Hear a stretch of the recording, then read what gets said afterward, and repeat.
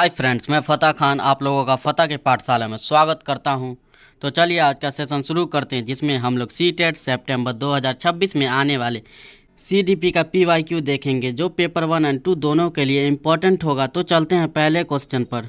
दृष्टिबाधित बच्चों की ज़रूरतों को पूरा करने के लिए सहायक तकनीकी उपकरणों के उदाहरणों में क्या शामिल है? एक, वैकल्पिक कंप्यूटर इनपुट उपकरण।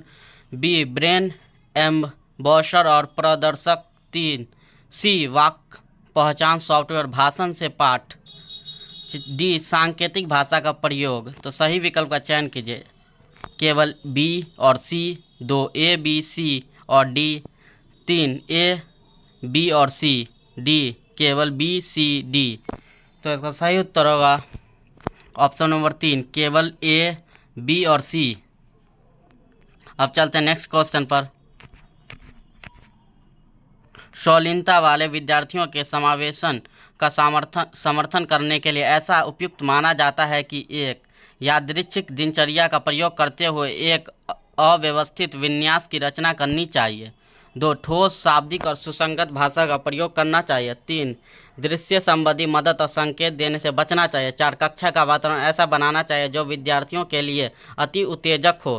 तो इसका सही उत्तर होगा ऑप्शन नंबर 2, ठोस शाब्दिक और सुसंगत भाषा का प्रयोग करना चाहिए। अब चलते हैं नेक्स्ट क्वेश्चन पर। कक्षा में प्रतिभाशाली और रचनात्मक बच्चों की ज़रूरतों को पूरा करने के लिए क्या महत्वपूर्ण है? एक, सुनिश्चित करें कि वे अपने साथियों की तुलना में उच्च ग्रेड प्राप्त करें। 2, भावनात्मक आवश्यकताओं के बजाय उनकी संज्ञानात्मक आवश्यकताओं को प्राथमिकता दें। 3, उन्हें सीखने की प्रक्रिया में व्यस्त रखें और उनकी दिलचस्पी बनाए रखें। 4, उन्हें विस्तृत और स्पष्ट निर्देश प्रदान करें। तो इसका सही उत्तर होगा ऑप्शन नंबर 3, उन्हें सीखने की प्रक्रिया में व्यस्त रखें और उनकी दिलचस्पी बनाए रखें। अब चलते हैं नेक्स्ट क्वेश्चन पर। कक्षाओं में छात्रों की असफलता से शिक्षिकाओं को किस प्रकार निपटना चाहिए? एक, बुद्धि का आकलन करने के लिए अनुत्तीर्ण छात्रों के लिए मानकीकृत बुद्धि परीक्षणों का संचालन करके। 2, छात्रों की जाति की पहचान करके उनके माता पिता को घर पर अतिरिक्त सहायता प्रदान करने के लिए कहकर। 3, अपनी खुद की शैक्षणिक रणनीतियों का आलोचनात्मक परीक्षण करके। 4, अनुत्तीर्ण छात्रों को सुधार और अत्यधिक सुधार के लिए। तो इसका सही उत्तर होगा ऑप्शन नंबर 3, अपनी खुद की शैक्षणिक रणनीतियों का आलोचनात्मक परीक्षण करके। अब चलते हैं नेक्स्ट क्वेश्चन पर। रचनावादी अधिगम में पूर्व ज्ञान की क्या भूमिका? एक, पूर्व ज्ञान केवल उन्नत शिक्षार्थियों के लिए महत्वपूर्ण है जो पहले से ही विषय से परिचित हैं। 2, पूर्व ज्ञान केवल उन शिक्षार्थियों के लिए महत्वपूर्ण है जिनके पास उच्च स्तर की आंतरिक अभिप्रेरणा है। 3, पूर्व ज्ञान सीखने की प्रक्रिया में बाधा बन सकती है क्योंकि बच्चे बहुत सारी भ्रांतियों के साथ स्कूल आते हैं। 4, संबंध बनाने और नए अधिगम को सुगम बनाने के लिए पूर्व ज्ञान महत्वपूर्ण है। तो इसका सही उत्तर ऑप्शन नंबर 4, संबंध बनाने और नए अधिगम को सुसंगत बनाने के लिए पूर्व ज्ञान महत्वपूर्ण है। आप चलते हैं नेक्स्ट क्वेश्चन पर। एक संरचनावादी कक्षा में शिक्षक छात्रों को स्वनिर्देशित शिक्षार्थी बनाने में कैसे सहायता कर सकते हैं? एक, छात्रों को अपने स्वयं के सीखने की जिम्मेदारी लेने और स्व नियमन कौशल विकसित करने के लिए प्रोत्साहित करके।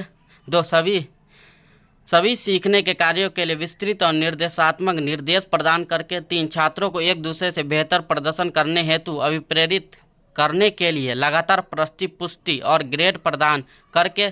4, सभी सीखने के कार्यों के लिए स्पष्ट लक्ष्यों और उद्देश्यों को निर्धारित करके। तो इसका सही उत्तर होगा ऑप्शन नंबर 1, छात्रों को अपने स्वयं के सीखने की जिम्मेदारी लेने और स्व नियमन कौशल विकसित करने के लिए प्रोत्साहित करके।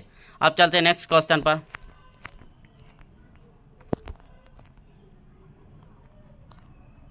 अभिकथन: एक माध्यमिक विद्यालय की शिक्षिका अपनी कक्षा के छात्रों को बेहतर ढंग से समझने के लिए उनके माता पिता के साथ नियमित संपर्क में रहती हैं। कारण: समुदाय को यह निर्देशित करना चाहिए कि बच्चे को कैसे और क्या सीखना चाहिए। 1, ए सही है लेकिन आर गलत है। 2, ए और आर दोनों गलत है। 3, ए और आर दोनों सही है तथा एक आर सही व्याख्या करता है। 4, ए और आर दोनों सही है लेकिन एक आर सही व्याख्या नहीं करता है।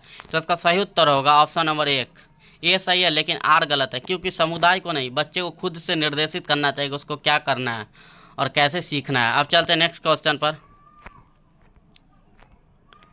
शिक्षार्थियों के समस्या समाधान कौशलों को उन्नत करने के लिए शिक्षकों को डैश को प्रोत्साहित करना चाहिए और शिक्षार्थियों के बीच डैश चिंतन को बढ़ावा देना चाहिए। 1 साधन अंतर विश्लेषण अभिसारी, 2 मौखिकरण सादृश्यात्मक, 3 विश्वास दृढ़ता और पारस्परिक, 4 कार्यात्मक स्थिरता और अपसारी। तो इसका सही उत्तर होगा ऑप्शन नंबर 2 मौखिकरण और सादृश्यात्मक।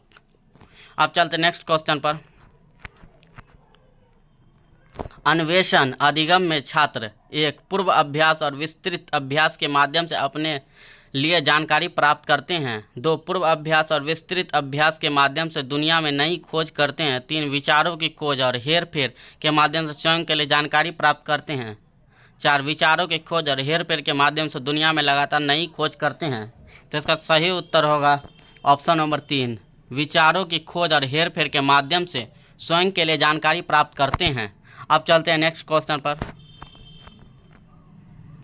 यह महसूस करते हुए कि वह विज्ञान कक्षा में ध्यान नहीं दे रहा है और इसीलिए वह संप्रत्यय को समझने में असमर्थ है, रमेश कक्षा में सबसे आगे बैठने का फैसला करता है ताकि वह ध्यान केंद्रित कर सके। रमेश सीखने की किस रणनीति का उपयोग कर रहा है?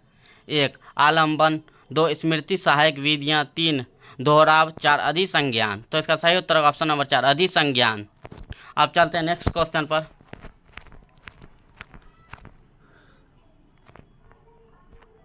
संज्ञान के संदर्भ में भावनाओं के बारे में निम्नलिखित में से कौन सा कथन सही है? 1 भावनाएं संज्ञान के विभिन्न पहलुओं को नियंत्रित करती है, हालांकि इनके प्रभाव की मात्रा और दिशा बहुत से कारकों पर निर्भर करती है। 2 अधिगम पर भावनाओं का प्रभाव हमेशा एक संयोजी होता है और जिस भी प्रकार की भावना हो उसका अधिगम पर केवल सकारात्मक प्रभाव पड़ता है। 3 भावनाएं कूट लेखन या एनकोडिंग की प्रक्रिया को सुगम बनाती है, लेकिन इनका ध्यान की प्रक्रिया पर कोई प्रभाव नहीं पड़ता है। 4 भावनाएं जानकारी की कुशल पुनर्प्राप्ति में मदद करती है, लेकिन सीखने के लिए अभिप्रेरणा को प्रभावित नहीं करती है। तो इसका सही उत्तर ऑप्शन नंबर 1 भावनाएं संज्ञान के विभिन्न पहलुओं को नियंत्रित करती है, हालांकि इनके प्रभाव की मात्रा और दिशा बहुत से कारकों पर निर्भर करती है। अब चलते हैं नेक्स्ट क्वेश्चन पर। शिक्षक छात्रों में आंतरिक अभिप्रेरणा कैसे बढ़ा सकते हैं? 1 इनाम और पुरस्कार देकर, 2 सीखने का आनंद पैदा करके, 3 किसी सजा को हटाने का प्रलोभन देकर, 4 नकारात्मक पुनर्बलन देकर। तो इसका सही उत्तर होगा ऑप्शन नंबर 2 सीखने का आनंद पैदा करके। अब चलते हैं नेक्स्ट क्वेश्चन पर। निम्नलिखित में से कौन सा कथन आंतरिक और बाहरी अभिप्रेरणा के बीच संबंध का सही वर्णन करता है? 1 आंतरिक और बाहरी अभिप्रेरणा दोनों एक व्यक्ति के व्यवहार को प्रभावित कर सकती है, लेकिन वे एक दूसरे से स्वतंत्र रूप से कार्य करती हैं।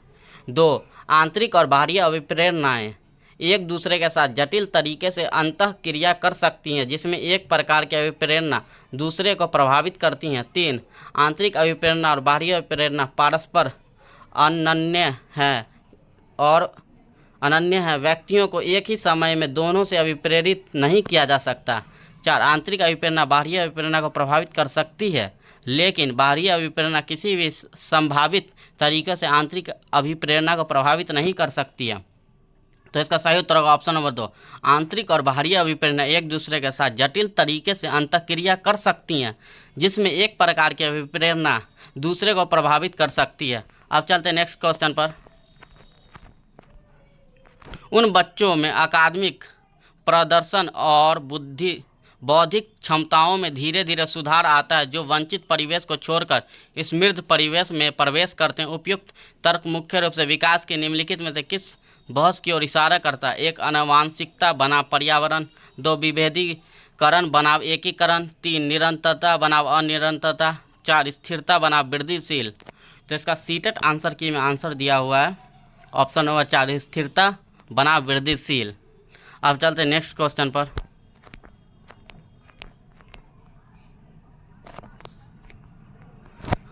अभिकथन जब हम बचपन को एक ही श्रेणी के रूप में देखते हैं तो हम जेंडर, जातीयता, सामाजिक वर्ग के संबंध में बच्चों के बीच सामाजिक और सांस्कृतिक अंतर खो देते हैं। कारण बचपन एक सामाजिक संकल्पना है।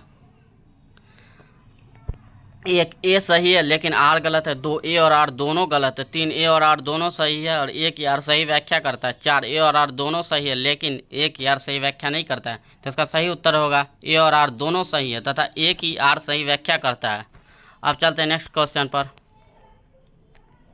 निम्नलिखित में से कौन सा कारक जीन पियाजे द्वारा प्रस्तावित संज्ञान में परिवर्तन करने वाले कारकों में से नहीं है? 1 सांस्कृतिक उपकरण, 2 संतुलीकरण, 3 गतिविधि, 4 जैविक परिपक्वता। तो इसका सही उत्तर होगा ऑप्शन नंबर 1 सांस्कृतिक उपकरण। अब चलते हैं नेक्स्ट क्वेश्चन पर।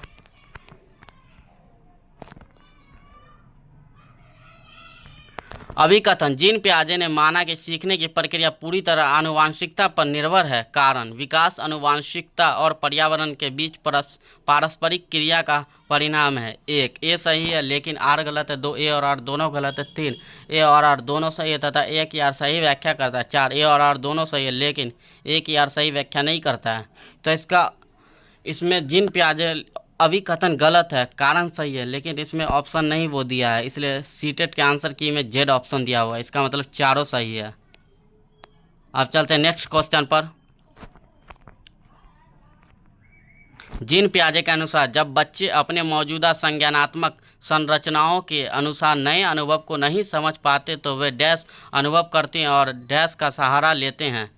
1 असंगति अनुकूलन, 2 असंगति आंतरिकरण, 3 असंतुलन और अनुकूलन, 4 असंतुलन और आंतरिकरण। तो इसका सही उत्तर ऑप्शन नंबर 3 असंतुलन और अनुकूलन। अब चलते हैं नेक्स्ट क्वेश्चन पर। जहां जीन पियाजे बच्चों को डैश देखते हैं वहीं वाइगोत्स्की बच्चों को डैश देखते हैं। 1 विचारों के निष्क्रिय हेरफेरकर्ता के रूप में, सामाजिक संदर्भ में सक्रियकर्ता के रूप में। 2 विचारों के निष्क्रिय हेरफेरकर्ता के रूप में, सामाजिक संदर्भ में निष्क्रियकर्ता के रूप में।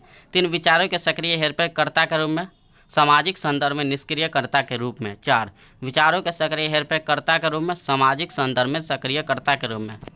तो इसका सही उत्तर ऑप्शन नंबर 4 विचारों के सक्रिय हेरफेरकर्ता के रूप में पियाजे देखते हैं, सामाजिक संदर्भ में सक्रियकर्ता के रूप में वाइगोत्स्की देखते हैं। अब चलते हैं नेक्स्ट क्वेश्चन पर। लॉरेंस कोहलबर्ग के सिद्धांत में नैतिक विकास की अवस्था के निर्धारण का या के आधार क्या है? 1 ए व्यक्ति की आयु, बी व्यक्ति द्वारा दिया गया उत्तर चोरी के पक्ष में या विपक्ष में, सी व्यक्ति की अनुक्रिया में अंतर्निहित तर्क। 1 ए और बी, 2 बी और सी, 3 केवल बी, 4 ए और सी। तो इसका सही उत्तर होगा ऑप्शन नंबर 2 बी और सी सही है। अब चलते हैं नेक्स्ट क्वेश्चन पर। वाइगोत्स्की के अनुसार संज्ञानात्मक विकास के मायने हैं। 1 संज्ञानात्मक द्वंद्व पर प्रतिक्रिया को पहचान पाना, 2 योजनाओं को सुसंगत संपूर्णता में संगठित करना, 3 मनोवैज्ञानिक उपकरणों के उपयोग में महारत हासिल करना, 4 पर्यावरण के अनुकूल ढालना सीखना। तो इसका सही उत्तर होगा ऑप्शन नंबर 3 मनोवैज्ञानिक उपकरणों के उपयोग में महारत हासिल करना। अब चलते हैं नेक्स्ट क्वेश्चन पर। लेव वाइगोत्स्की के अनुसार शिक्षार्थियों की समीपस्थ विकास के क्षेत्र के माध्यम से प्रगति में मदद करने में डैश की आवश्यक भूमिका। 1 परिपक्वता, 2 सकारात्मक सुदृढ़ीकरण, 3 भौतिक पर्यावरण, 4 अन्य जानकार अन्य। तो इसका सही उत्तर ऑप्शन नंबर 4 अन्य जानकार अन्य MKO। आप चलते हैं नेक्स्ट क्वेश्चन पर।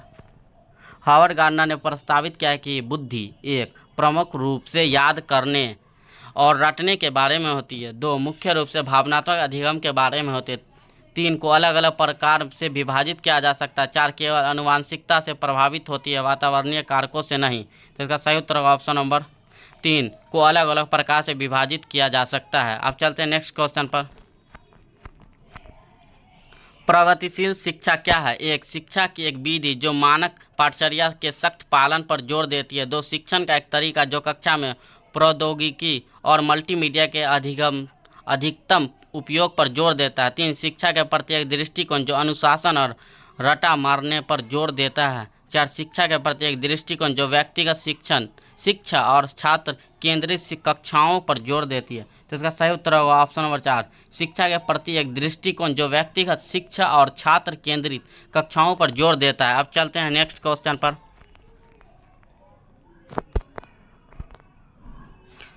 अभिकथन, माध्यमिक विद्यालय में लड़कियां अक्सर चुप रहती हैं और कक्षा की चर्चाओं में उनकी गैर भागीदारी हो सकती है। कारण, आनुवंशिक बनावट को देखते हुए लड़कियां माध्यमिक विद्यालय में चुनौतीपूर्ण पाठ्यचर्या को समझने और उसका सामना करने में सक्षम नहीं है। 1 ए सही है लेकिन आर गलत है। 2 ए और आर दोनों गलत है। 3 ए और आर दोनों सही है तथा एक यार सही व्याख्या करता है। 4 ए और आर दोनों सही है लेकिन एक यार सही व्याख्या नहीं करता है। तो इसका सही उत्तर होगा ऑप्शन नंबर 2, ए और आर दोनों गलत है। अब चलते हैं नेक्स्ट क्वेश्चन पर। मूल्यांकन की प्रक्रिया डैश होनी चाहिए और मूल्यांकन कार्य डैश होना चाहिए। 1 गतिशील और मानकीकृत। 2 वस्तुनिष्ठ और प्रामाणिक। 3 गतिशील और प्रामाणिक। 4 वस्तुनिष्ठ और मानकीकृत। तो इसका सही उत्तर होगा मूल्यांकन की प्रकृति गतिशील और मूल्यांकन कार्य प्रामाणिक होना चाहिए। अब चलते हैं नेक्स्ट क्वेश्चन पर।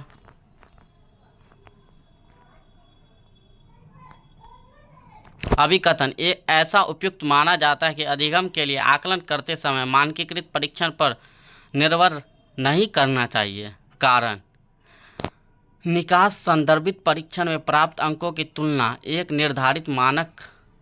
निर्धारित प्रदर्शन मानक से की जाती है। 1 ए सही है लेकिन आर गलत है। 2 ए और आर दोनों गलत है। 3 ए और आर दोनों सही है तथा एक ही आर सही व्याख्या करता है। 4 ए और आर दोनों सही है लेकिन एक यार सही व्याख्या नहीं करता है। तो इसका सही उत्तर होगा ऑप्शन नंबर 4, ए और आर दोनों सही है लेकिन एक यार सही व्याख्या नहीं करता है। अब चलते हैं नेक्स्ट क्वेश्चन पर। निम्नलिखित में से कौन सा ऐसा प्रश्न का उदाहरण है जो छात्रों में विश्लेषणात्मक कौशल को बढ़ावा देता है। 1 स्थानधारियों ने अपने को वातावरण के लिए कैसे अनुकूलित किया है। 2 पाठ्य पुस्तक में दिए गए स्थानधारियों के कुछ उदाहरण तथा कुछ गैर उदाहरण बताइए। 3 एक स्थानपाई की परिभाषा क्या है। 4 स्थानधारियों के प्रमुख लक्षण की व्याख्या कीजिए। तो इसका सही उत्तर ऑप्शन नंबर 4, 1 स्थानधारियों ने अपने को वातावरण के लिए कैसे अनुकूलित किया है। अब चलते हैं नेक्स्ट क्वेश्चन पर। अभिकथन, एक समावेशी कक्षा विभेदित निर्देश का पालन नहीं करती है। कारण, समावेशन एक नीति है जो एक जैसे सीखने के लक्ष्यों, रणनीतियों और मूल्यांकन विधियों को प्रदान करके समान अवसर पर जोर देती है। 1 ए सही है लेकिन आर गलत है। 2 ए और आर दोनों गलत है। 3 ए और आर दोनों सही है तथा एक ही आर सही व्याख्या करता है। 4 ए और आर दोनों सही है लेकिन एक ही आर सही व्याख्या नहीं करता है। तो इसका सही उत्तर ऑप्शन नंबर 2, ए और आर दोनों गलत है। अब चलते हैं नेक्स्ट क्वेश्चन पर। व्यक्ति प्रथम भाषा का उपयोग जैसे कि अधिगम अक्षम छात्रों के बजाय अधिगम अक्षमता वाले छात्र के संबोधन का उपयोग करना। 1 अक्षमता के चिकित्सक मॉडल पर जोर दिखाता है। 2 अक्षम लोगों की सही पहचान और नामीकरण में बाधक है। 3 अक्षमता से जोर हटा देता है और समावेशन की सच्ची भावना में सही नहीं है। 4 समावेशन के मानवाधिकार दृष्टिकोण के अनुरूप है। तो इसका सही उत्तर होगा ऑप्शन नंबर 4, समावेशन के मानवाधिकार दृष्टिकोण के अनुरूप है। आप लोगों को आज का सेशन कैसा लगा? अगर अच्छा लगा तो like, share, comment and subscribe करें और कमेंट में बताएं कि आप लोगों को 30 में से कितना नंबर आया है। बाय।